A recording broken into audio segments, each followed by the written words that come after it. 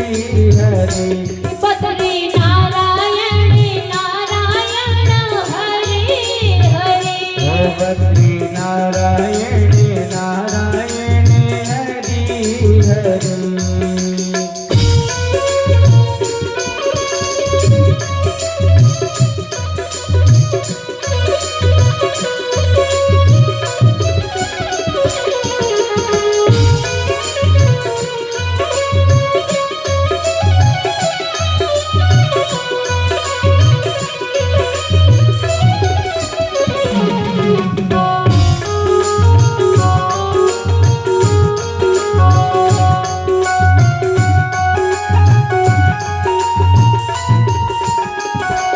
लक्ष्मी नारायण नारायण हरि हरि लक्ष्मी नारायण नारायण हरि हरि बद्री नारायण नारायण हरि हरि श्रीमन नारायण नारायण हरि हरि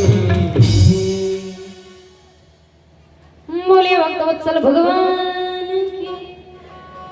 प्रहलाद जी भजन कर रहे थे ना, तो जो छोटे छोटे शिष्य थे ना, उन्होंने प्रहलाद जी को स्पर्श किया।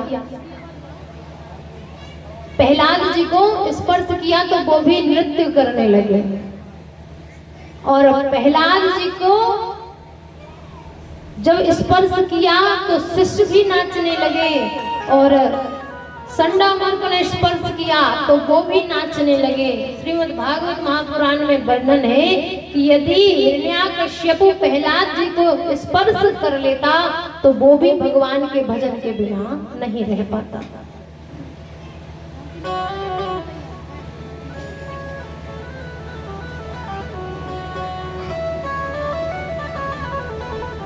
आज पृथ्वी पर मुक्के का प्रहार किया, सब लोग शांत हो गए, स्थिर हो गए। प्रहलाद जी का हाथ पकड़ा, पहाड़ से गिराया। गरम खंभा होता है ना जो लोहे वाला, उससे चिपकाया गया। अनेक यातनाएं दी। तो हम लोग होली के समय होलिका दहन मनाते हैं ना, होलिका की ऐसी मान्यता है कि उसके पास एक ऐसी चुनरी थी, ऐसा एक दुपट्टा, ऐसा एक वस्त्र था कि उसको अगर कोई भी ओढ़ लेता तो वो जलता नहीं था। लेकिन भगवान के भक्त को गोदी में बिठाया, चुनरी ओढ़कर बैठ गई, लेकिन भक्त तो बच गया और होलिका जल गई। तो ये भगवान की महिमा है। सामने प्रहलाद जी हैं, उनके सामने हिरण्याकश्यप हुए, क्रोध से हुंकार भरते हुए कहा, बड़ा नारायण नारायण करता है, बता कहाँ है तेरे नारायण? प्रहलाद जी ने कहा, आप में भी है, हम में भी है, सर्वत्र भगवान है, इस खंबे में भी है। हिरण्याकश्यप ने अपनी तलवार निकाली, कहा देखूं तो इस खंभ में तेरा भगवान, तेरा नारायण कहाँ है? जैसे ही तलवार निकाली, खंबे पर मारने ही वाला था, महाराज नरसिंह भगवान प्रकट हो गए। बोले नरसिंह भगवान की। और महाराज इतनी तेज तेज हुंकार भरे, कई लोग तो सुनने से ही भाग गए।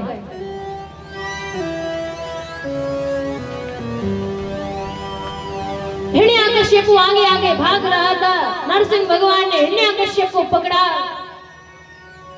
जो भवन होता है, भवन की तहरी मान जानते हैं आप लोग? दहलीज, जिसे हम पहली सीढ़ी समझ सकते हैं। घर में प्रवेश करते ही जहाँ पहला कदम पड़े ना, वो दहरी होती है, दहलीज।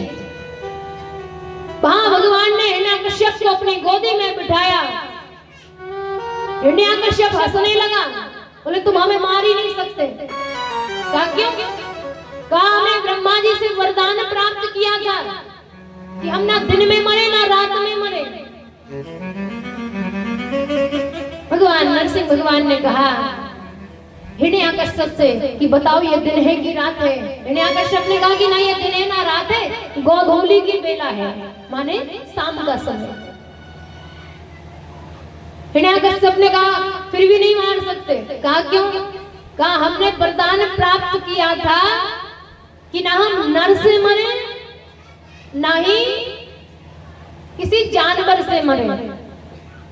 नरसिंह भगवान ने कहा हम आपको क्या समझ आते हैं, क्योंकि भगवान नरसिंह भगवान का सर है वो शेर का है और जो धड़ है वो मनुष्य का है। बोले ना हम मनुष्य हैं ना हम जीव जंतु हैं। कहा फिर भी तुम हमें नहीं मार सकते। कहा क्यों? कहा हमने वरदान प्राप्त किया था कि भगवान की बनाई हुई सृष्टि में हम किसी से भी ना मरे। भगवान ने कहा कि ब्रह्मा हमें नहीं बनाते, हम ब्रह्मा को बनाते हैं। फिर हंसा, बोले फिर भी हमें नहीं मार सकते। कहा क्यों? बोले वरदान प्राप्त किया था, ना हम घर में मरे, ना हम भीतर मरे, ना हम बाहर मरे। भगवान ने कहा देख लो तुम कहां पड़े हो, ना भीतर हो ना बाहर हो, केवल दहलीज पर हो, बीच में हो। तो फिर भी हम नहीं मर सकते। कहा क्यों? बोले हमने भगवान से वरदान प्राप्त किया था ब्रह्मा जी से कि जो 12 महीने होते हैं हम उन 12 महीनों में किसी भी महीने में ना मरे। भगवान ने कहा कि ये 13वां महीना जो अधिक मास का होता है ना, पड़ता है ना, जिस समय कार्तिक पड़ता है उसी साल में अधिक मास पड़ता है। भगवान ने कहा ये अधिक मास हमने तुम्हारे लिए ही बनाया है। हिरण्यकश्यप कहता है पहले पता होता 13 महीने होते हैं तो हम 14 मांग लेते थे। फिर हंसने लगा, बोले फिर भी नहीं मार सकते। बोले क्यों? हमने वरदान प्राप्त किया था कि ना हम शस्त्र से मरे ना हम अस्त्र से मरे। अब कैसे मारोगे? भगवान ने कहा कि हम तुम्हें अपने नख माने नाखूनों से मारेंगे, ना हम अस्त्र से मारेंगे ना शस्त्र से मारेंगे। ऐसे हुंकार भरते हुए नरसिंह भगवान ने हिरण्यकश्यप के पेट को चीर दिया और उसकी नमो नमाय गोविंदाय हो गई। प्रेम से बोलिए नरसिंह भगवान की। कितना क्रोध, इतना विकराल स्वरूप, लाल लाल आंखें, सिर तो वैसे ही डरावना होता है। पेट से अंतड़ियों को निकाला और गले में धारण कर लिया। हुंकार भर रहे हैं। देवर्षि नारद ने लक्ष्मी जी को बताया। लक्ष्मी जी ने कहा कि एक क्षण में मना लेंगे हम। भाई पत्नी को पता होता है कि हमारा पति कब गुस्सा है, कब मीडियम में, कब कंट्रोल करने की एक क्षमता होती है पत्नी में। हम अभी मना कर ले आएंगे बैकुंठ। लक्ष्मी जी जैसे ही आई, देखा इतना विकराल स्वरूप, महाराज एक पैर तो यहाँ रखा दूसरा बैकुंठ में। बोले ऐसा स्वरूप हमने आज तक नहीं देखा।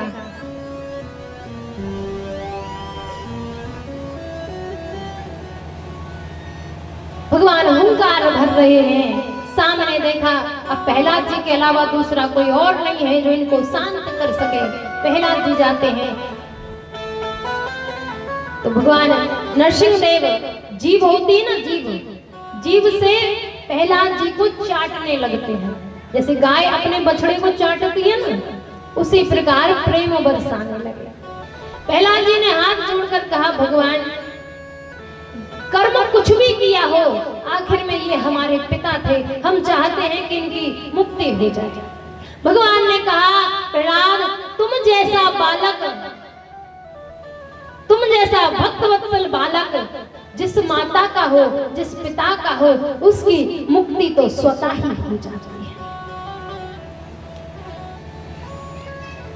और ये अंतड़ियां आपके ही पिता की हैं, आपके पिता की मुक्ति स्वतः ही हो गई। भगवान ने खूब आशीर्वाद दिया, अनेक वर्षों तक राज्य करने के लिए आशीर्वाद दिया, भक्ति का वरदान दिया। कथा का सीधा सा सार है महाराज, ध्रुव जी ने भगवान को प्रकट किया, प्रहलाद जी ने भगवान को प्रकट किया, अजामिल भगवान के धाम गया। प्रत्येक व्यक्ति, प्रत्येक जीव पर भगवान ने अपनी कृपा करी। आखिर क्यों की कृपा? क्योंकि उनके पास कृपा की योग्यता थी। हम और आप ही तो भगवान का भजन करते हैं, हम भी भक्ति करते हैं, लेकिन बड़ा सुंदर वर्णन कि सूर्य अनेक ओ फिरे कड़ मांगत और पे पद सूर सुस्वादी कहाँ पदों की रचना सबने करी, लेकिन जो सूरदास जी के पद हैं, क्या वैसे पद कभी मिले सुनने को? पे पद सूर सुस्वाद पुनि ताल मजीरा बजाती फिरे, मेरा मतवाली से चाह,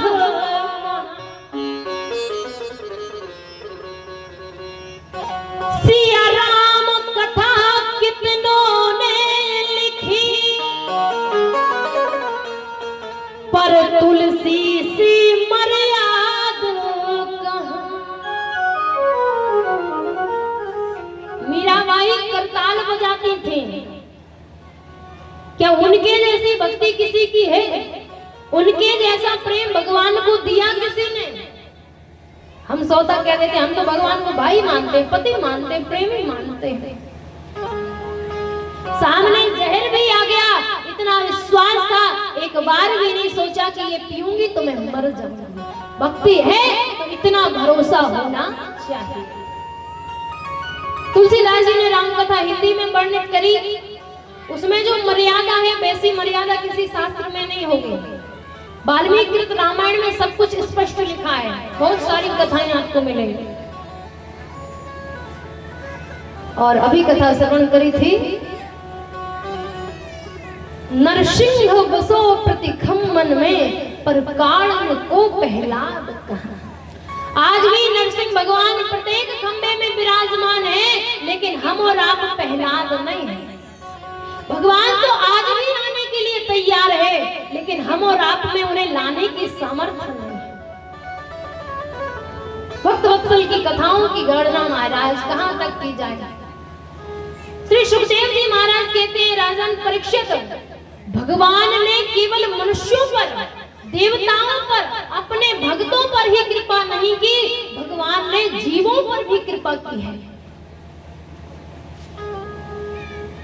का विद्या गजेंद्रस्य,